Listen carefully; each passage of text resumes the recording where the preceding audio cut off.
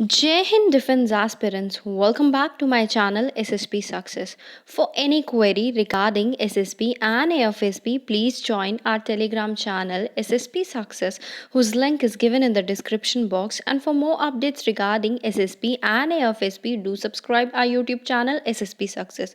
So today we are going to cover an important topic which is in news, and that is International Day to Combat Islamophobia, and it is very important for your SSP and AFSP point of view. So before moving ahead, happy Holi to everyone. So now let's get started with our topic. सी क्यों news में है? देखो, United Nation General assembly ने approve कर दिया resolution. किस चीज़ का resolution? कि 15 मार्च को जो है सेलिब्रेट किया जाएगा international day to combat Islamophobia. ये जो रेजोल्यूशन है उसको इंट्रोड्यूस किया गया था पाकिस्तान के द्वारा on behalf of Organisation of Islamic Cooperation. Through the resolution has been passed कहाँ पे? यूनाइटेड नेशन जनरल असेंबली में। इंडिया ने भी कुछ कंसर्न्स को हाईलाइट किया है। क्या की पॉइंट्स है इस रेजोल्यूशन के? देखो, जो रेजोल्यूशन है उसको अडॉप्ट किया गया कंसेंसस के द्वारा by 193 member world body and co-sponsored by 55 mainly Muslim countries. ये रेजोल्यूशन जो है सारी कंट्री को कहता है कि यूनाइटेड नेशन की जो बॉडीज़ हैं, इंटरनेशनल और रीजनल ऑर्गेनाइजेशन है, civil society, private sector, faith based organisation को कि ऑर्गेनाइज करो और सपोर्ट करो क्या हाई विजिबिलिटी इवेंट्स, जो कि क्या कर सकें कि एक तरह से अवेयर किया जा सके हर एक लेवल पे। किसके लिए?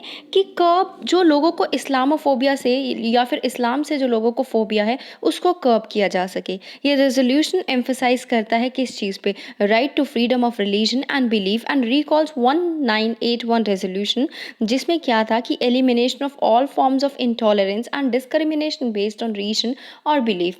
तो ये है।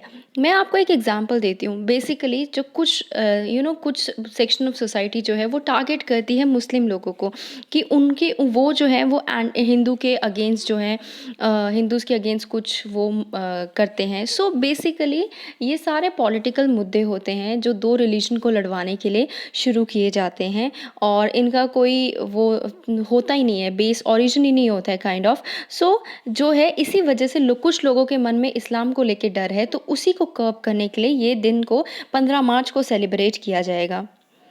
इंडिया का स्टैंड क्या है? देखो, इंडिया ने कंसर्न एक्सप्रेस किए हैं जो फोबिया है अगेंस्ट वन रिलीजन, जो कि काफ़ी मतलब बड़े लेवल तक बढ़ता जा रहा है। ये भी माना जाता है कि जो इस्लाम का जो रिलीजन है उनको जो है टेरर ऑर्गेनाइजेशन से भी मतलब जोड़ा जाता है, तो उसीलिए लोगों के मन में जो है डर बढ़ जाता है। तो काफ़ी सारे forms of contemporary forms of phobias है जिसको हम रिलीजन फोबिया भी कह सकते हैं। स्पेशली अगर हो तो एंटी हिंदू हो गया, एंटी बुद्धिस्ट हो गया, एंटी सिख फोबियाज। ये जो वर्ड है ये प्लुरलिज्म है जिसका कोई मेंशन नहीं है रेजोल्यूशन में। इंडिया ये होप करता है कि ये जो रेजोल्यूशन अडॉप्ट किया गया है वो कोई एक प्रेसिडेंट ना सेट करे which will lead to multiple resolution on phobias. Means what does that mean?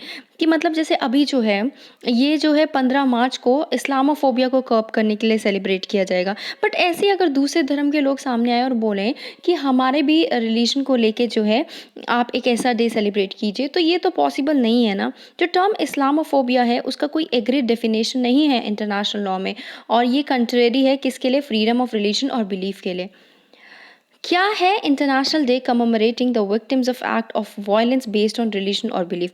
देखो, 2019 में यूनाइटेड नेशन जनरल असेंबली ने एक रेजोल्यूशन पास किया था कि अगस्त 22 को सेलिब्रेट किया जाएगा international day commemorating the victims of acts of violence based on religion और belief.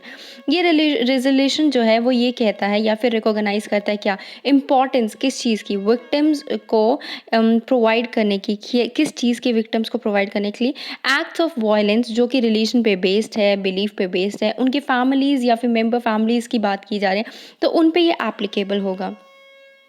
So guys, that was all. I hope you liked the video. If you like it, do like it, share it, and subscribe our YouTube channel SSP Success. Thank you guys. Bye bye. Take care.